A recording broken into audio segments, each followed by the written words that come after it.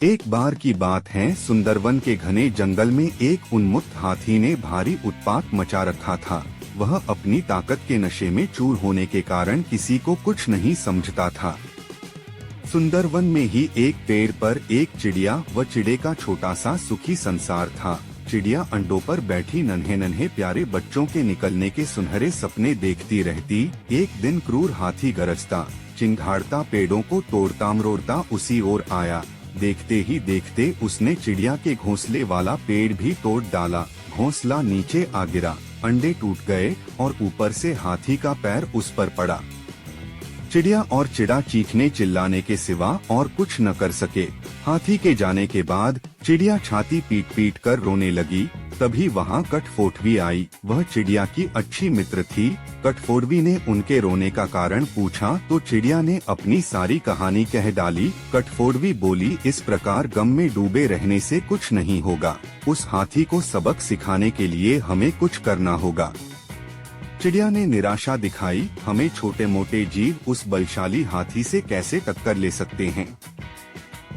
कठफोड़वी ने समझाया, एक और एक मिलकर 11 बनते हैं। हम अपनी शक्तियां जोड़ेंगे। कैसे? चिड़िया ने पूछा। मेरा एक भंवरा मित्र है, हमें उससे सलाह लेना चाहिए। चिड़िया और कठफोड़वी भंवरे से मिली। भंवरा गुनगुनाया, यह तो बहुत बुरा हुआ। मेरा एक मेंढक मित्र है, आओ उससे सहायता मांगे।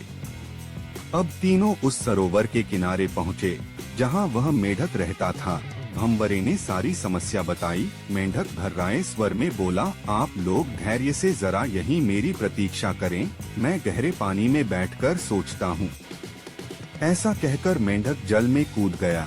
आधे घंटे बाद वह पानी से बाहर आया तो उसकी आंखें चमक रही थी। वह बोला, दोस्तों, उस हत्यारे हाथी को नष्ट करने की मेरे दिमाग में एक बड़ी अच्छी योजना आई है। उसमें सभी का योगदान होगा। मेंढक ने जैसे ही अपनी योजना बताई, सब खुशी से उछल पड़े। योजना सचमुच ही अद्भुत थी। मेंढक ने दोबारा बारी बारी सबको अपना अपना रोल समझाया। कुछ ही दूर वह उन्मत्त हाथी तोड़फोड़ मचाकर व पेट भरकर कोंपलों वाली शाखाएं खाकर मस्ती में खड़ा झूम रहा था। पहला काम भंवरे का था। वह हाथी के कानों के पास जाकर मधुर राग गुंजाने लगा। राग सुनकर हाथी मस्त होकर आंखें बंद करके झूमने लगा। तभी कठफोड़वी ने अपना काम कर दिखाया। वह आई और अपनी सुई जैसी नुकीली चोंच से उसने तेजी से हाथी की दोनों आंखें बींध डाली। हाथी की आंखें फूट गईं। वह तड़पता हुआ अंधा होकर इधर उधर भागने लगा। जैसे जैसे समय बीतता जा रहा था, हाथी का क्रोध बढ़ता जा रहा था। आंखों से नजर न आने के कारण ठोकरों और टक्करों से शरीर जख्मी होता जा रहा था। जख्म उसे और चिल्लाने पर मजबूर कर रहे थे। चिड़िया तज्ञ स्वर में मेढक से बोली, भैया, मैं आजीवन तुम्हारी आभारी रहूंगी, तुमने मेरी इतनी सहायता कर दी। मेढक ने कहा, आभार मानने की जरूरत नहीं, मित्र ही मित्रों के काम आते हैं। एक तो आंखों में जलन और ऊपर से चिल्लाते चिंघाड़ते हाथी का गला सूख गया। उसे तेज प्यास लगने लगी। अब उसे एक ही चीज की तलाश थी, पानी। मेढक ने अपने बहुत से बंधु बांधवों को इकट्ठा किया और उन्हें ले जाकर दूर बहुत बड़े गड्ढे के किनारे बैठकर टर्राने के लिए कहा। सारे मेढक टर्राने लगे।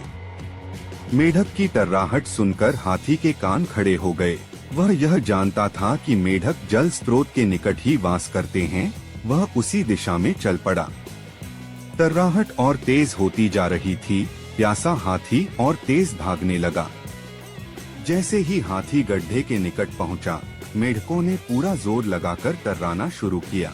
हाथी आगे बढ़ा और विशाल पत्थर की तरह गड्ढे में गिर पड़ा, जहां उसके प्राण पखेरु उड़ते देर न लगे। इस प्रकार उस अहंकार में डूबे हाथी का अंत हुआ। कहानी की शिक्षा, एकता में बल है। सोच विचार कर योजना बनाकर किया हुआ कार्य अवश्य सफल होता है। अहंकार चाहे बल का हो या धन का, अहंकारी का देर या सबेर अंत होता ही है।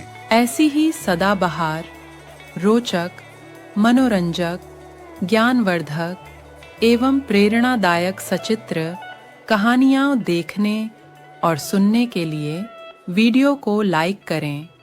दोस्तों में शेयर करें तथा हमारे चैनल बचपन पैम्पर को सब्सक्राइब करें।